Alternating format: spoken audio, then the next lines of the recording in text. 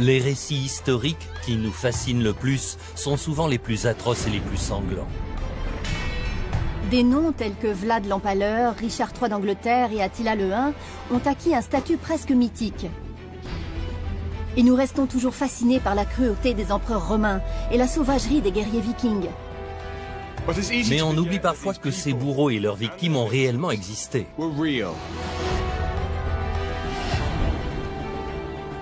Et que ces histoires sont souvent plus compliquées qu'il n'y paraît. Je m'appelle Joe Crowley, je suis journaliste et enquêteur. Je m'appelle Susanna Lipscomb, je suis historienne et auteure. Ensemble, nous cherchons à percer les secrets des personnages et des événements les plus tristement célèbres de l'histoire. Nous examinons les scènes de crimes du passé. Et voilà, affaire classée. Nous recherchons des preuves. Regardez, c'est exactement ce qu'on voulait. Et le résultat de l'enquête est parfois surprenant. Vous pensez tout savoir de ces récits sanglants? Détrompez-vous. Dans cet épisode, nous enquêtons sur 3 despotes sanguinaires. Vlad l'Empaleur, meurtrier sadique et grand amateur de torture. La victime était vivante. Elle pouvait parler. Le tout jeune empereur Néron, possible assassin de son demi-frère. C'est peut-être ça, c'est peut-être l'indice qui nous manquait.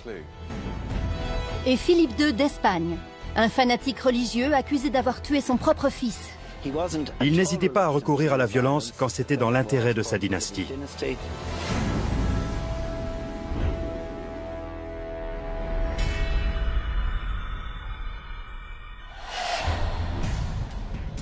Vlad l'Empaleur a toujours eu une réputation terrifiante. Assoiffé de sang, il s'est fait connaître par une méthode d'exécution bien précise. Il a fait battre en retraite une armée de 200 000 hommes, avec la terreur pour seule arme. Mais comment est-il devenu ce monstre surnommé l'Empaleur? Et quel est le lien entre lui et le vampire le plus célèbre du cinéma?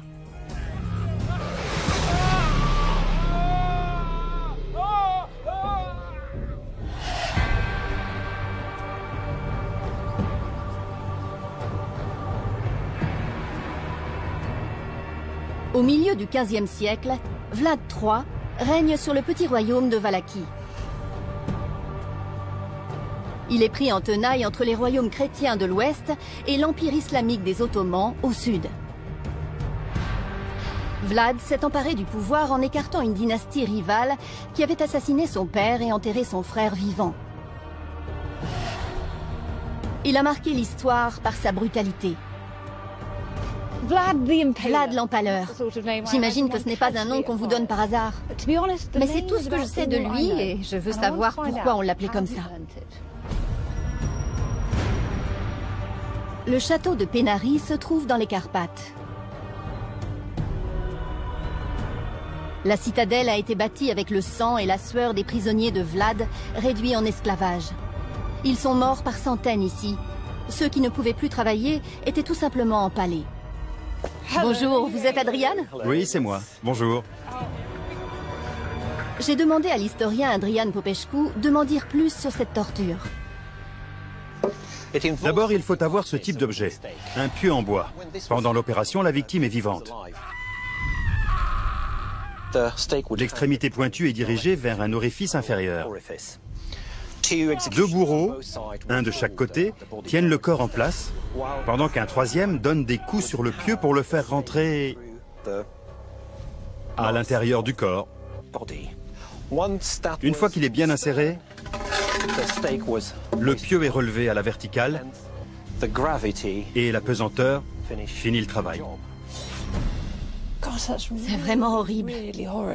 C'est un châtiment très ancien et Vlad semblait beaucoup l'apprécier. L'empalement était utilisé en Europe et au Moyen-Orient depuis des siècles. Pour Vlad, c'était une arme politique.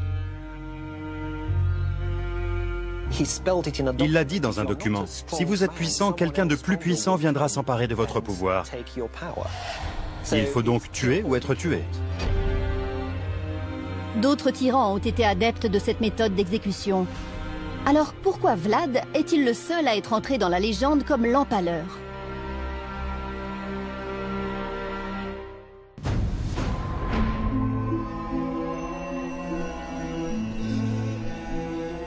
Pendant que Suzy enquête sur la réputation de Vlad, je remonte le temps pour me renseigner sur sa vie, et notamment ses premières années. Je me rends à Edirne, en Turquie. C'était autrefois la capitale de l'Empire ottoman, l'ennemi juré de la Valachie. Souvent, les gens sont façonnés par leurs expériences de jeunesse. Alors je veux en savoir plus sur Vlad, surtout sur son enfance. Qu'est-ce qui a pu faire de lui un monstre?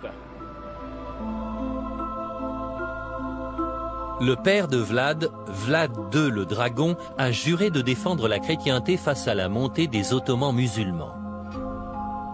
En 1442, le sultan ottoman échafaude un plan pour soumettre la Valachie. Il capture le prince Vlad, alors âgé de 12 ans. Vlad passe 6 ans en captivité, mais sa détention ne ressemble pas à ce qu'on imagine. Selon les archéologues, il aurait vécu dans ce bâtiment. Andrew Roach, professeur d'histoire, me le fait visiter. C'est à moitié une université et à moitié un camp de détention. Les détenus pouvaient faire 3 choses. Recevoir une instruction de premier ordre, en apprenant le latin, le grec et le turc. Se faire tout un réseau de relations. Et enfin, observer le fonctionnement d'un État impérial très puissant. D'un autre côté, ils vivaient avec une épée de Damoclès au-dessus de la tête. La cour impériale ottomane n'était pas un endroit pour les petites natures. Vlad, le soi-disant barbare, fait donc ses classes parmi l'élite, notamment l'héritier de l'Empire ottoman, Mehmed II. Il a étudié avec des élèves très doués. C'était une sorte de centre de formation pour les dirigeants. Pour les Ottomans, il s'agit d'une stratégie à long terme. Ils prévoient d'endoctriner Vlad pour en faire leur allié. Quand Vlad II le Dragon est assassiné lors d'un coup d'État, le sultan installe Vlad sur le trône de Valachie en espérant en faire un souverain fantoche. L'investissement des Ottomans dans le jeune Vlad a-t-il payé? Est-il devenu un loyal sujet de l'Empire ottoman? Malheureusement pour eux, non. En 1461, cela faisait 3 ans qu'ils ne leur versaient plus de tribut pour acheter leur protection. Quand le sultan envoyait des ambassadeurs pour savoir ce qui se passait, Vlad les faisait assassiner en leur clouant leur turban sur le crâne. Les Ottomans n'avaient pas le choix, et Vlad devait bien se douter des conséquences de ses actes, à savoir une invasion militaire. Vlad se rebelle ouvertement contre le sultan. Le plan des Ottomans n'a pas fonctionné. Ils ont créé l'un des tyrans les plus violents de l'histoire. Que s'est-il réellement passé? Il doit y avoir une explication.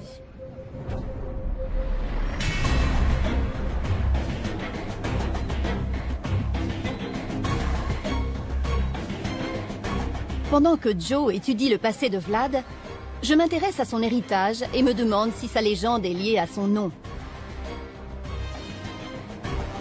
Son père s'appelait Vlad Dracul, c'est-à-dire Vlad le Dragon, parce qu'il avait juré de mener une croisade contre le dragon musulman. Son fils était appelé Draculea, le petit dragon. Je poursuis donc l'enquête en Transylvanie, le légendaire pays des vampires. Je voudrais savoir quel est le lien entre le prince de Valachie et celui des Ténèbres.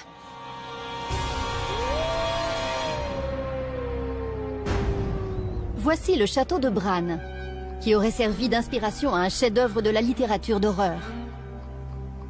En 1897, l'écrivain irlandais Bram Stoker publie son roman Dracula. L'histoire d'un noble de Transylvanie assoiffé de sang. Ça ne peut pas être une coïncidence. Je retrouve Gavin Badley, qui a travaillé sur la question. Gavin, quel est le lien entre l'histoire réelle de Vlad l'Empaleur et l'histoire fictive du comte Dracula racontée par Bram Stoker? Bram Stoker a décidé d'écrire un livre sur les vampires et en lisant un guide sur la Transylvanie, il est tombé sur le nom Dracula, qui semblait très évocateur. À l'origine, il avait baptisé son personnage Comte Vampire, mais heureusement, il a changé d'idée au profit de Comte Dracula. C'est ainsi que Bram Stoker a fait ressurgir le nom de Dracula de son tombeau.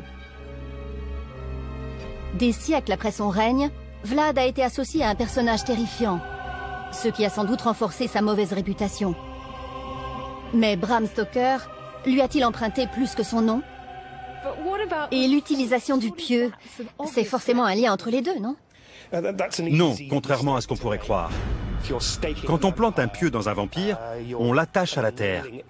On détruit son cœur pour le relier à la terre, ce qui est un acte de bonté. Ce n'est bien sûr pas le cas si on empale quelqu'un. Anatomiquement, ça n'a rien à voir.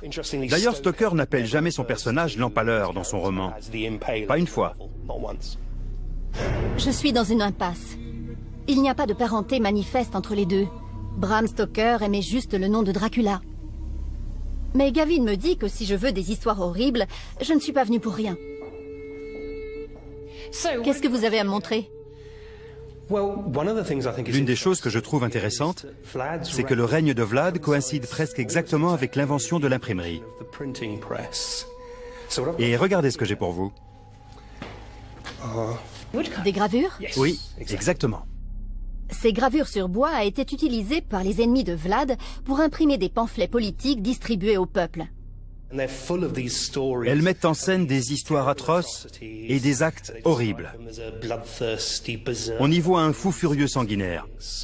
Il y a de nombreuses images décrivant en détail des tortures avec des victimes découpées en tranches, comme du chou. D'autres archives disent que Vlad a fait bouillir des marchands germaniques dans un chaudron géant. Ces histoires semblent faire partie d'une campagne de calomnie menée contre Vlad pour le faire passer pour un monstre. Déjà à l'époque, les gens aimaient les fables qui font peur et donnent envie de vomir, comme les lecteurs des années 1890 qui ont acheté le roman de Bram Stoker, ou les spectateurs du XXe siècle qui sont allés voir les films de vampires avec Christopher Lee ou Bela Lugosi.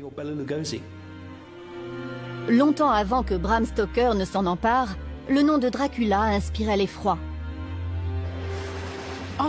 Après des siècles de rumeurs et d'inventions, je commence à me demander si Vlad était vraiment un homme aussi impitoyable qu'on l'imagine.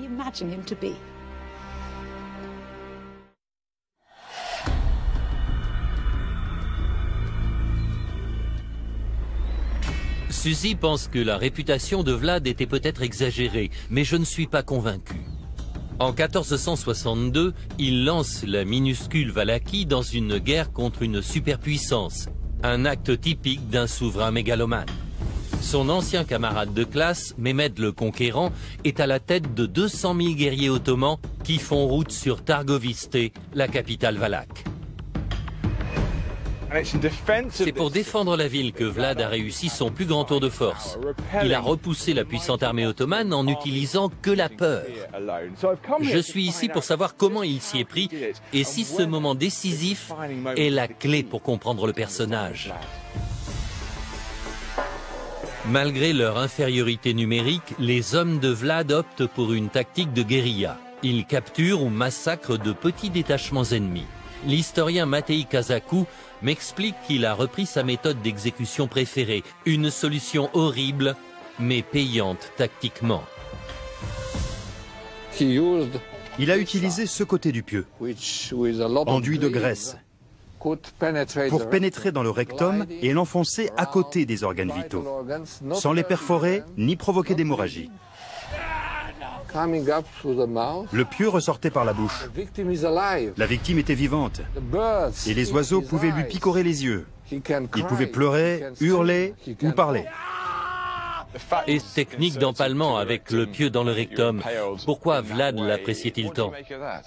Je suis sûr qu'il a subi des abus sexuels quand il était chez les Ottomans. Selon les archives du Moyen-Âge, les abus sur les enfants étaient fréquents à la cour ottomane et pour Matei Kazaku, Vlad n'a pas pu y échapper. Cette haine farouche des Ottomans et le traitement barbare qu'il leur a réservé viendraient des abus sexuels qu'il lui avait fait subir. Je ne vois pas d'autre explication. La seule piste, c'est les années qu'il a passées dans l'Empire ottoman. Est-ce l'indice que nous cherchions? Si Vlad a été traumatisé dans sa jeunesse par les Ottomans, cette guerre est-elle une vengeance personnelle? À la mi-juin 1462, Targoviste est à 2 doigts de tomber aux mains du sultan. Mais Vlad va remporter sa plus grande victoire sans brandir une seule épée. Laonikos Kalkondil, le chroniqueur de la cour ottomane, raconte pourquoi la puissante armée de Mehmed a préféré battre en retraite.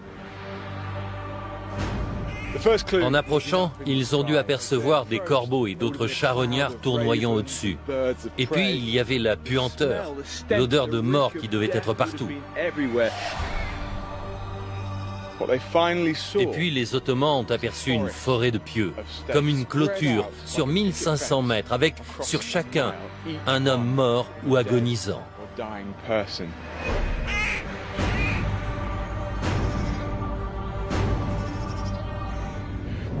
Leur chair en décomposition, leur corps en train de pourrir, les oiseaux de proie qui les mangeaient ou même qui avaient fait leur nid dans les crânes des morts. Le sultan lui-même assiste à cette scène d'horreur absolue, 20 000 soldats empalés. C'est un choc incroyable, un coup terrible pour le moral des troupes. Et le sultan se résout à donner l'ordre humiliant de la retraite. Cet acte de guerre psychologique est resté dans l'histoire sous le nom de forêt des empalés. Certains disent que Vlad a été victime d'un mythe historique, de propagande et d'exagération. Mais il faut reconnaître que cet événement suffit à le classer parmi les pires despotes de l'histoire européenne.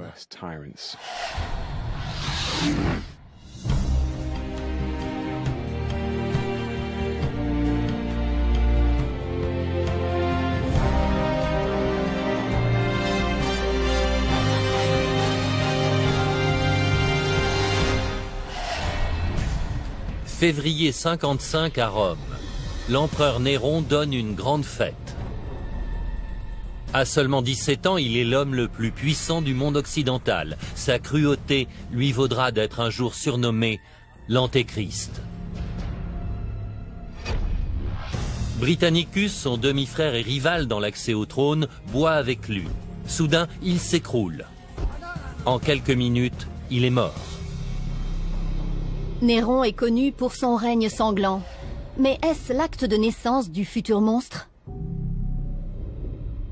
La soif de pouvoir et une mère tyrannique ont-elles fait de Néron un fratricide? En 54, l'Empire romain, qui compte 1/5 de la population mondiale, se retrouve avec un adolescent à sa tête.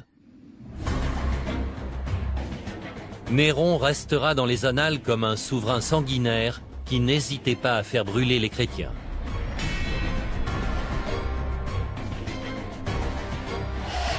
Il a grandi dans une culture de meurtre et de corruption, et son règne a commencé à la mort de son père adoptif, l'empereur Claude, dans d'étranges circonstances.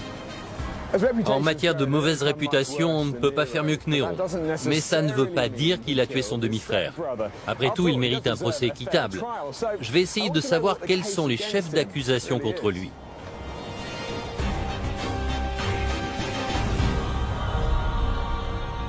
Pour en savoir plus sur la scène de crime et le suspect numéro 1, je rencontre Peter Wiseman, professeur d'histoire ancienne. Que savons-nous de la soirée où Britannicus est mort ? Il devait y avoir beaucoup de monde. De nombreux témoins ont dû assister à la scène. Quelqu'un lui a tendu une boisson.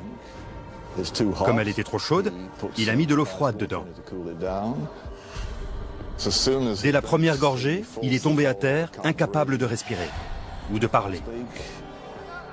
Comment ont réagi les autres ? Tout le monde s'est tourné vers Néron, qui est resté impassible, totalement calme. Il a dit « Ne vous inquiétez pas, c'est juste une crise d'épilepsie. Ça va lui passer. » Mais Britannicus ne se relèvera pas. Et ça aurait pu être de l'épilepsie? La seule source affirmant que Britannicus était épileptique, c'est Néron ce jour-là. On ne peut pas se fier au seul dire du principal suspect. Rien ne suggère que la mort soit naturelle, donc il semble qu'il s'agisse bel et bien d'un assassinat. Si c'est bien ça, quel est le mobile du crime? Et pourquoi le meurtrier ne s'est-il pas fait prendre? À l'époque, les assassinats politiques ne manquent pas. Rome bruisse de rumeurs selon lesquelles le précédent empereur, Claude, a été éliminé. On accuse même Locuste, une célèbre empoisonneuse, d'avoir loué ses services à un commanditaire. Les atrocités commises sous le règne de Néron sont célèbres. Il aurait même incendié Rome pour faire de la place pour son immense palais. Mais pourquoi aurait-il voulu tuer son demi-frère? Si on veut trouver des indices, il faut commencer par fouiller son histoire familiale. Je vais mener l'enquête et voir où ça me mène.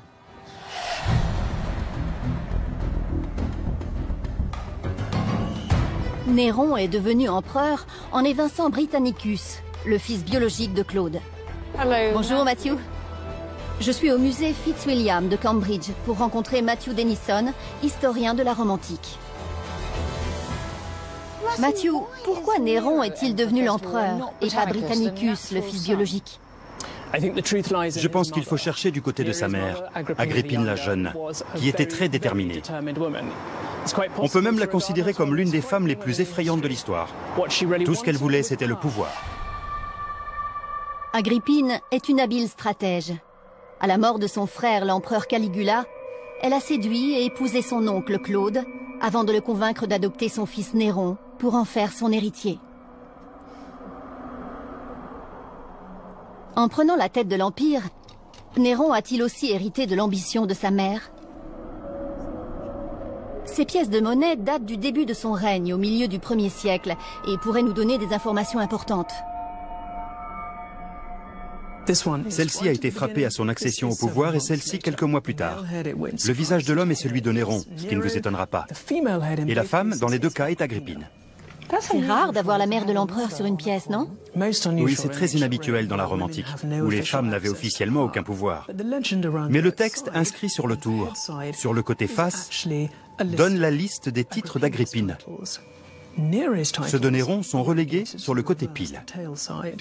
Comme si Agrippine était plus importante que Néron. Oui, à ce moment-là, Agrippine semble être la figure dominante. Le plan d'Agrippine a fonctionné. La pièce laisse entendre que c'est elle qui tire les ficelles dans l'ombre. Mais Matthew a une autre pièce à me montrer. Sur la deuxième, quelques mois plus tard, Agrippine est passée derrière Néron. Si on regarde le texte qui est écrit sur le bord, on voit qu'il fait référence au titre de Néron. Ceux d'Agrippine sont sur le côté le moins important. Quelque chose a changé.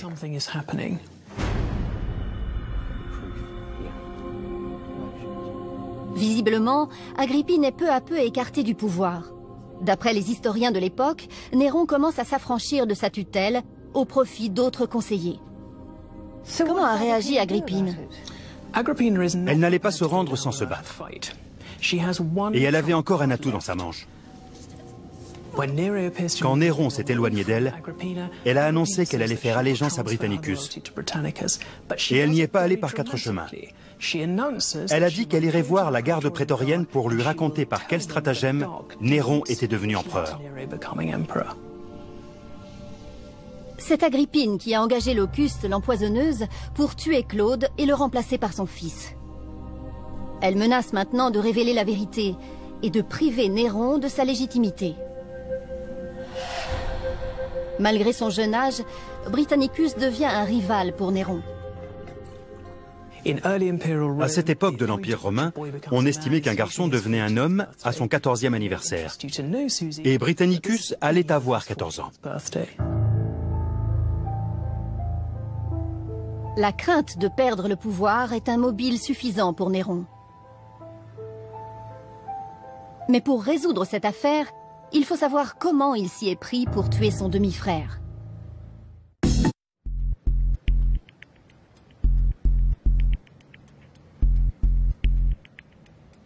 Je suis sur la côte sud de l'Angleterre. Je cherche l'arme du crime. Visiblement, Néron avait un mobile, mais a-t-il eu l'occasion de tuer Britannicus? Comment maquiller un crime en crise d'épilepsie sans que personne ne s'en aperçoive? Le toxicologue David O'Sulton a étudié cette affaire pour nous et fait revivre l'Empire romain dans son labo. David, Néron a dit que les symptômes de Britannicus étaient de l'épilepsie. Un empoisonnement est-il possible? Et si oui, pourquoi Néron n'a-t-il pas été démasqué?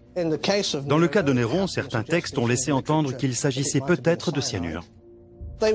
Les Romains savaient déjà que le noyau de certains fruits contient une substance chimique qui libère de l'acide cyanhydrique. Quels sont les symptômes quand on ingère une dose de cyanure? En quelques minutes, on commence à voir apparaître des signes qui ressemblent à une crise d'épilepsie. Et au final, on meurt asphyxié. Vous avez sans doute entendu le terme de cyanose, quand les lèvres et le bout des doigts deviennent bleus. Comme aucun témoignage de l'époque ne parle d'une coloration bleutée, David pense qu'on peut écarter la thèse du cyanure. Quels autres poisons ont pu être utilisés? L'un des poisons qui était très couramment utilisé aux époques grecques et romaines, c'est la ciguë. C'est une plante qui poussait un peu partout, le long des cours d'eau. Elle est hautement toxique et provoque le type de symptômes décrits par les textes de l'époque.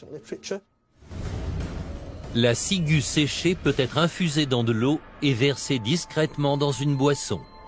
Une petite dose suffit à provoquer une mort rapide. Donc c'est peut-être ça. C'est peut-être l'indice qui nous manquait. Est-ce que c'est tout? Non. L'un des symptômes de la ciguë, c'est des taches sur la peau. Donc, quelqu'un qui connaissait les propriétés de ce poison aurait pu les repérer. Mais pour les autres, ça pouvait ressembler à de l'épilepsie. Oui, la plupart des gens ne connaissent vraisemblablement pas les signes de ce type d'empoisonnement.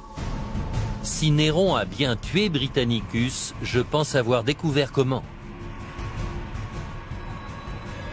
Il y a encore un doute sur les taches sur la peau, mais l'étau se resserre autour de l'empereur Néron. Grâce à l'enquête médico-légale de Joe, on connaît l'arme du crime. Les historiens de l'Antiquité nous disent aussi que peu après la mort de Britannicus, Néron a offert une immense propriété à l'empoisonneuse Locuste. Ça ne peut pas être une coïncidence. Je retourne à Rome pour voir si je peux trouver une preuve décisive. On dirait bien que Néron avait le mobile, l'occasion et l'arme. Si j'étais policier, ce que j'inspecterais maintenant, c'est le cadavre. La mort soudaine de Britannicus a dû choquer à Rome. Pour en savoir plus sur les rites funéraires, je vais interroger Alexander Evers, professeur d'histoire. Pour la mort d'un personnage comme Britannicus, on imagine une immense procession et des obsèques nationales, c'est bien ça? Oui, normalement. Comme pour le prince impérial, le fils de l'empereur mort un an auparavant. Mais Britannicus a été enterré discrètement le soir même. C'est louche, non? Oui, assez. L'enterrement a lieu sous un violent orage, devant une poignée de témoins. Vous dites que peu de gens étaient présents, mais qu'ont-ils dit? Nous avons plusieurs témoignages qui se recoupent. Donc, ce que les historiens romains rapportent doit être la vérité. Les témoins remarquent tous un détail essentiel. Son corps était recouvert de gypse, une substance minérale qui ressemble à du talc. C'est une poudre qui donne un aspect blanc et propre au cadavre. Mais la pluie a fait couler le gypse. Et en dessous, on a vu des taches, sans doute dues au poison. Donc la vérité est apparue au grand jour. Oui, l'empereur Néron a été trahi par les dieux. On dirait bien que Néron a empoisonné Britannicus et tenté de maquiller son crime. Il n'a reculé devant rien pour garder le pouvoir. Quand Agrippine a voulu défier son fils, elle avait sous-estimé le tyran qu'elle avait elle-même créé.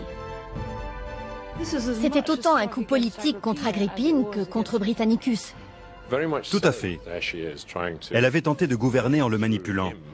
Mais il voulait être le seul aux commandes. Il avait peur de tout le monde. Il n'avait confiance en personne.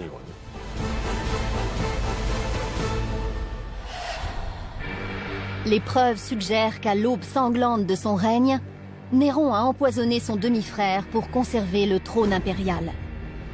Son parcours politique, marqué par la tyrannie et la terreur, ne faisait que commencer.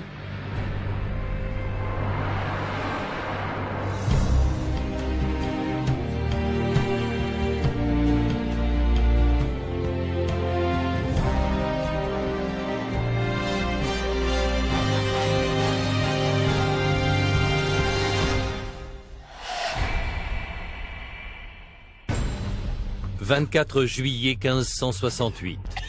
Dans sa cellule, Don Carlos, l'héritier du puissant empire espagnol, agonise. Quel crime a-t-il commis? Nul ne le sait. Mais il a été enfermé sur ordre d'un souverain sans pitié, son propre père. Philippe II d'Espagne a conquis de nombreux pays, réduit des peuples en esclavage et pourchassé les hérétiques. Mais un détail de sa biographie laisse les historiens perplexes. Est-il allé jusqu'à assassiner son propre fils?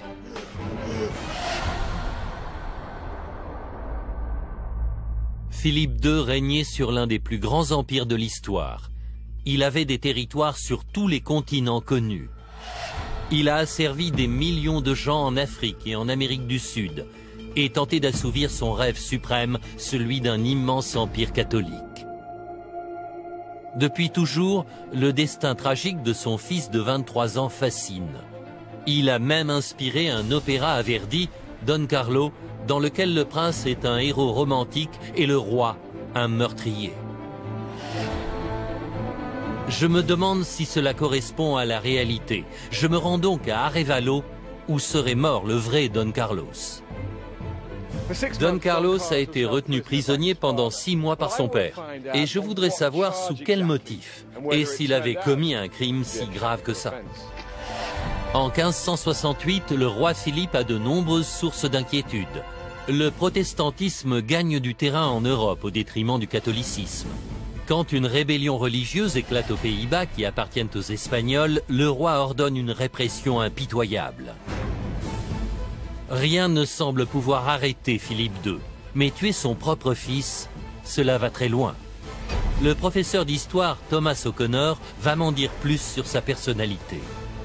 C'était un homme investi d'une grande mission religieuse. Il n'hésitait pas à recourir à la violence quand c'était dans l'intérêt de sa dynastie et de l'Espagne. Pour beaucoup de gens à l'époque, c'était un vrai despote. Partout en Europe, Philippe envoie des gens au bûcher pour hérésie. Mais s'il est à ce point obsédé par son héritage catholique, son héritier devrait être très précieux. Don Carlos tenait dans ses mains le destin de l'Espagne et tous les espoirs de Philippe. Alors pourquoi, le 18 janvier 1568, Philippe met-il son armure et arrête-t-il celui qui doit un jour perpétuer son œuvre? En Europe, la nouvelle fait l'effet d'une bombe. Les gens ont dû entendre parler de cette arrestation et ça a dû être un choc, non? Oui, ça a fait beaucoup de bruit. Ça a été très mauvais pour l'image de Philippe II. Et très vite, dans toutes les cours européennes, on ne parlait plus que de ça. À l'époque, il y a 2 rumeurs persistantes. La première, Don Carlos allait devenir l'adversaire politique et religieux de son père en se ralliant aux Hollandais. La seconde, il avait une liaison avec sa belle-mère, la reine Élisabeth de Valois. Ces théories apparaissent des siècles plus tard dans l'opéra de Verdi. Mais sont-elles fondées? C'était dans l'intérêt de beaucoup de gens de donner le mauvais rôle à Philippe II. Bien sûr, à l'époque, son principal ennemi était les Pays-Bas, où il y avait une révolte généralisée contre la domination espagnole. Le chef de la rébellion est Guillaume d'Orange, et c'est de lui que viennent ces accusations. C'est sa version des faits qui a poussé Verdi et d'autres à accuser Philippe de meurtre. Est-ce la vérité historique ou de la propagande protestante?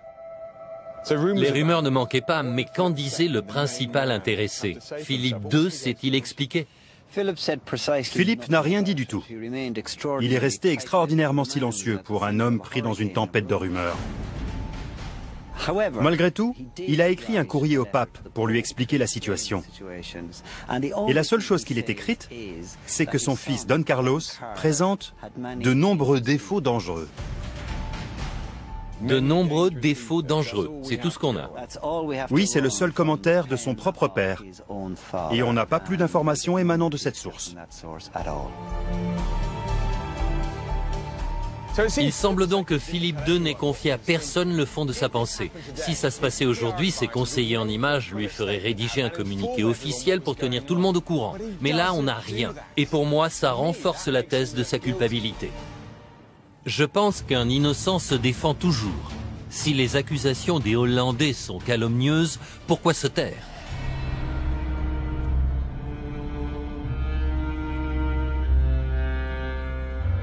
Joe pense que Philippe avait quelque chose à cacher, mais je ne suis pas sûre que ce soit la volonté d'éliminer son propre fils. Je voudrais savoir ce qu'il entendait par défaut dangereux. Je suis au musée du Prado à Madrid pour un face-à-face avec le jeune prince. Le voilà. C'est un portrait de Don Carlos et je le trouve absolument fascinant. D'après la date de ce tableau, on sait qu'il devait avoir environ 13 ans. Mais il ne les fait pas du tout. On lui donnerait plutôt 9 ou 10 ans. Et puis la note qui accompagne le portrait dit qu'il porte un manteau en fourrure de lynx pour dissimuler son dos voûté. En d'autres mots, ce tableau est révélateur à cause de ce qu'il cache. Une malformation du dos est un défaut, d'accord, mais ça n'a rien de dangereux. Et puis ce Don Carlos me semble avoir peu de chances de séduire la reine. Ce qui a brisé cette famille devait être bien plus qu'une simple rivalité amoureuse. Ce Don Carlos m'intrigue.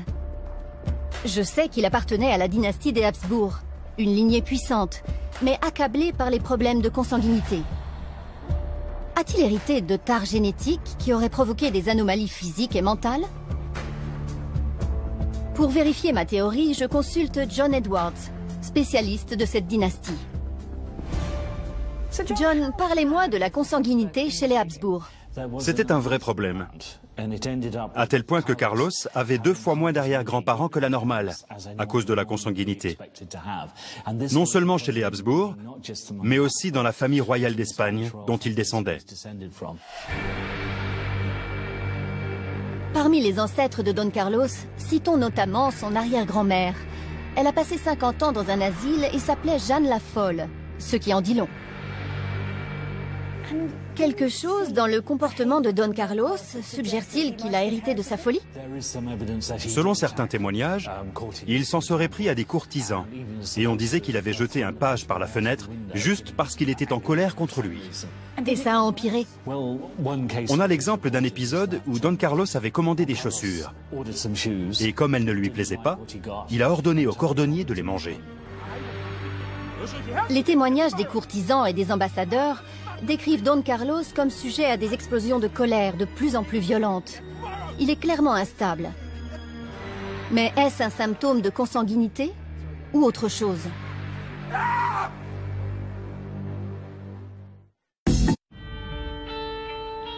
Don Carlos apparaît de plus en plus comme un danger public.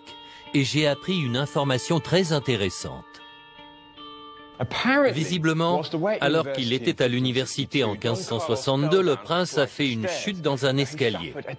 Il a eu une grave blessure au crâne et failli mourir. Donc ma question est, cet accident presque mortel explique-t-il son comportement bizarre?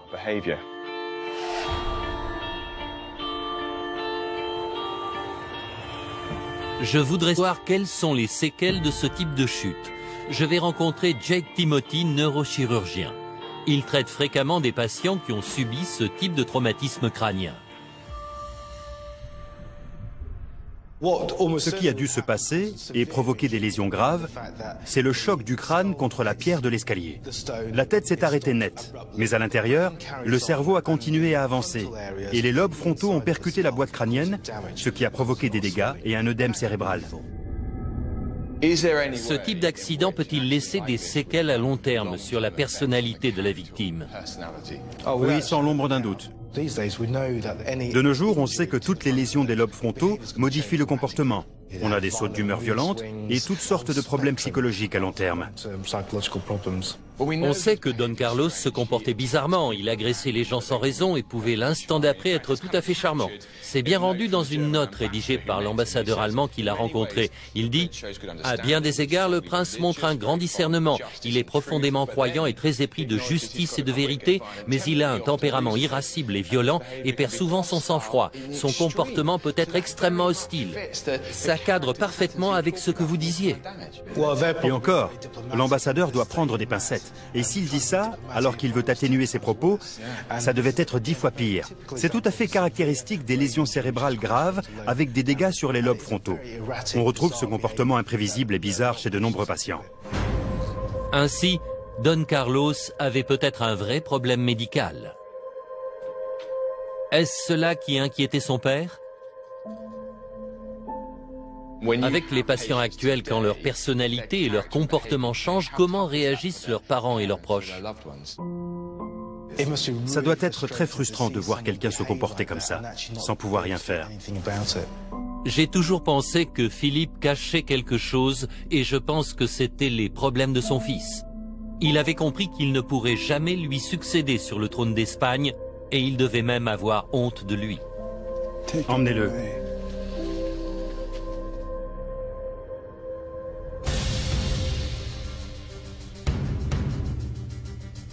Les découvertes de Joe montrent l'affaire sous un nouveau jour. Comme son arrière-grand-mère Jeanne la Folle, Carlos est mort enfermé dans un asile d'aliénés. C'était bien plus qu'une prison. Mais il reste une grande question. Philippe a-t-il fait tuer son fils pour échapper à la honte? C'est une chose de le faire enfermer, c'en est une autre de l'éliminer.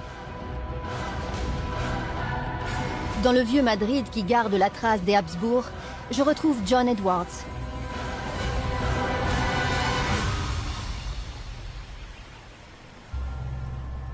Ça a dû être une décision très difficile pour Philippe de faire arrêter son fils. Quelles étaient les implications sur le plan personnel et politique? C'était un acte d'une portée colossale. C'était embarrassant, choquant et dangereux pour sa dynastie.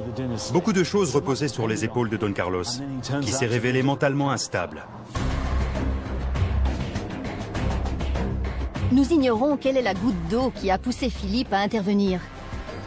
Mais si Don Carlos a vraiment écrit aux rebelles hollandais, c'était sans doute plus un coup de folie qu'une véritable manœuvre politique. Et pour son père, c'était une nouvelle preuve de sa fragilité mentale. Vous pensez que Philippe a tué son fils? En un mot, non. Je pense que Philippe l'a seulement fait enfermer dans des conditions très pénibles. Et dans ce contexte, ce qui s'est vraisemblablement passé, même si nous n'avons aucune preuve, c'est que Don Carlos a fait une grève de la faim et en est mort. Les archives de l'époque laissent entendre qu'une fois en prison, Don Carlos a refusé de s'alimenter et que son état s'est dégradé.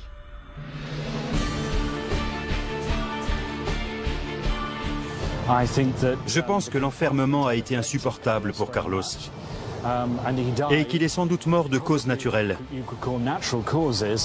Ça peut être vu comme une sorte de suicide, mais ce n'était pas un assassinat.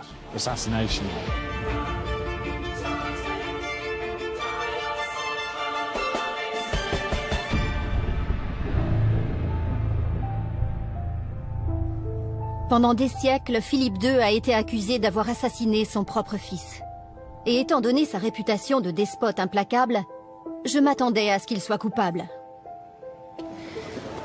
Mais quand on réétudie les preuves, on se rend compte que la vérité est bien plus douloureuse et triste.